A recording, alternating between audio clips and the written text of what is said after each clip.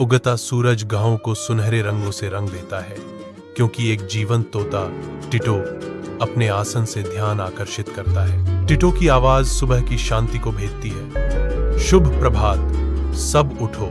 गांव जागता है जो टिटो की पुकार से आकर्षित होता है। धूल भरी पगडंडियों में हंसी गूंजती है, क्योंकि बच्चे अपने घरों से बाहर निकलते हैं, दिन का अभिवादन करने के लिए उत्सुक।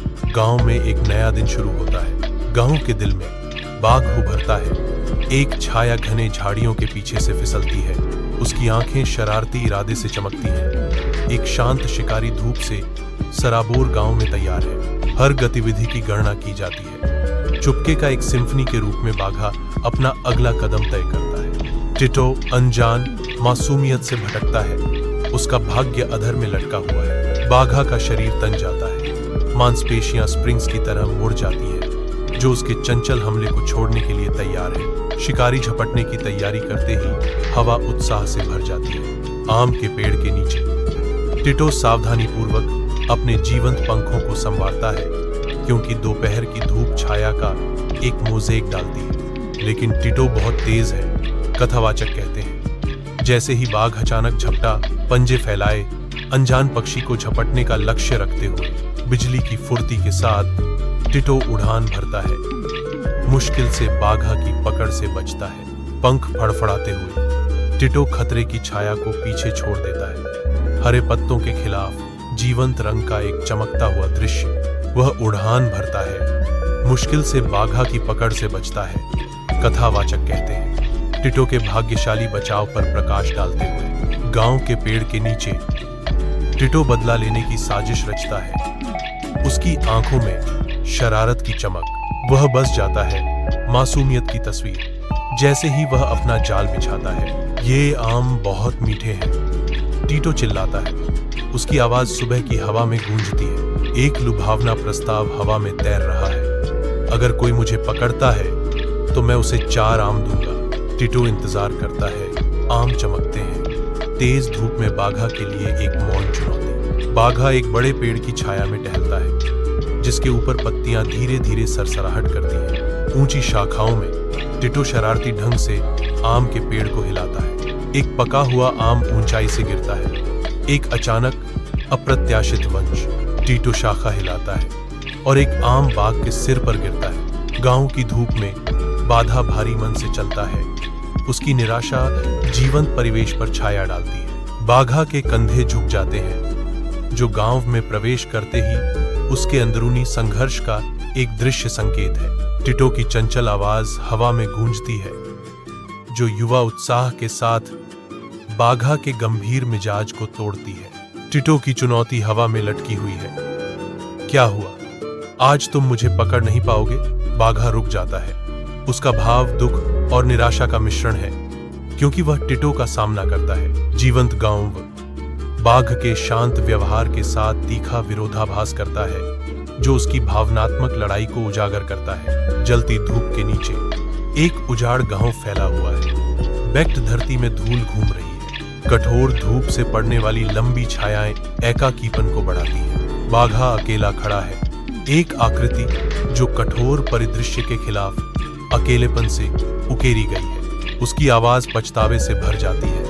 एक गुहार विशाल शून्यता में खो जाती है। नहीं टिटो, मैं शरारती था। बाघ स्वीकार करता है। उसके शब्द पश्चाताप से भरे हुए हैं। लेकिन मैं वास्तव में अकेला हूं। मेरे साथ कोई नहीं खेलता। वह चिल्लाता है, संबंध के लिए तरसता है। एक उज्जवल धूप के नीचे बच्चों की हंसी गांव के चौक से गूंजती है। उनके खेल युवा ऊर्जा का एक जीवंत नृत्य है। धूप बच्चों के एक दूसरे का पीछा करते हुए पैरों के नीचे प्राचीन पत्थरों को गर्म करती है। एक छोटी सी आकृति रुकती है। हवा में एक कोमल गुहार लटकती है। अगर तुम बदमाशी करना बंद कर दोगे तो हम सब साथ खेल सकते हैं। टिटो के चेहरे पर एक आशावादी मुस्कान झलकती है। एकता के लिए तरसती है। उज्जवल दिन बचपन के साधारण आनंद को प्रकाशित करता है। उनकी उत्साही खेल में शांति का एक पल। विशाल आकाश के नीचे बाघ गांव में खड़ा है। उसके होठों पर एक वादा बन रहा है। उसकी आंखों में एक नई दृढ़ता झलकती है। उसके पिछले कार्यों के खिलाफ एक मौन प्रतिज्ञा। गांव देखता है एक सामूहिक आशा है कि बाघ अपना वादा निभाएगा। बाघा वादा करता है, उसकी आवाज ईमानदारी से गूंजती है। मैं फिर कभी पक्षियों को पकड़ने की कोशिश नहीं करूंगा। उज्जवल धूप में टिटो पुकारता है, उसकी आवाज खुशी से भरी हुई है। अन्य पक्षी प्रतिक्रिया करते हैं, उनकी चहचहाहट गांव में गूंजती है। पक्षी इकट्ठा होते ही पंख फड़फड़ाते हैं, उनका उत्साह बढ़ता है। पंखों का फड़फड़ाना और चंचल पुकार उनके खेल की शुरुआत का संकेत देता है। पक्षी एक दूसरे का पीछा करते हैं, खुशी से हवा में बुनाई करते हैं। हंसी हवा में भर जाती है, क्योंकि पक्षी अपनी साझा खुशी और स्वतंत्रता में आनंद लेते हैं। जैसे ही गांव में शाम ढलती है, एक पक्षी एक गहन बदलाव का अनुभव करता है। एक उभरती हुई अनुभूति। पक्षी बीच उड़ान में रुक जाता है, मानो अपने आसपास की दुनिया की एक नई समझ को आत्मसात कर रहा हो। उसकी आंखों में एक सूक्ष्म बदलाव, चंचल चालों की तुलना में संबंध के लिए एक नया मूल्यांकन। पक्षी धीरे से चहचहाता है, दोस्ती की एक कोमल पुकार शांत शाम की हवा में गूंजती है।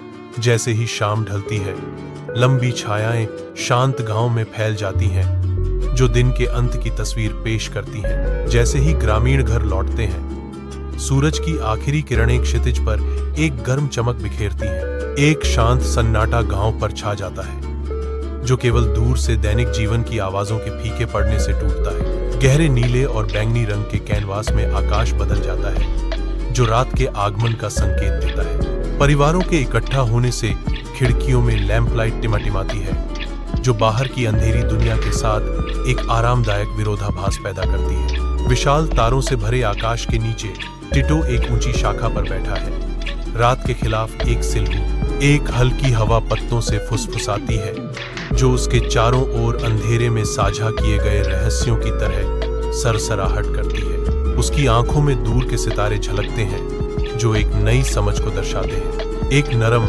चिंतनशील मुस्कान उसके होठों पर खेलती है, जो बदले हुए दिल का संकेत देती है। आज मैंने एक बहुत ही महत्वपूर्ण बात सीखी कि प्यार और दोस्ती किसी को भी बदल सकते हैं, टिटो फुसफुसाता है।